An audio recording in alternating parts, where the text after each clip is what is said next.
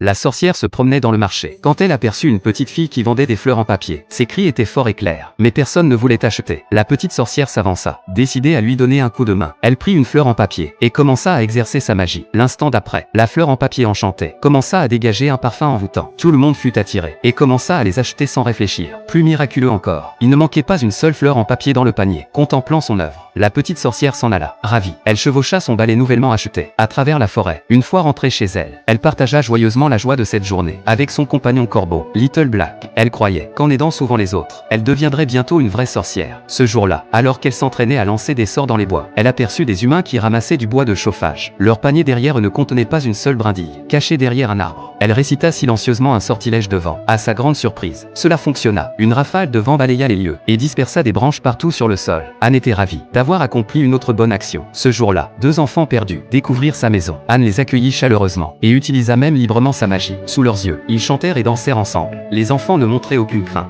Mais Anne avait oublié qu'aujourd'hui était le jour où la magie était interdite. Alors qu'ils s'amusaient, un coup à la porte les fit sursauter. C'était la tante d'Anne qui arrivait. Si quelqu'un découvrait des humains cachés ici, la vieille sorcière ne montrerait aucune pitié et les transformerait en animaux.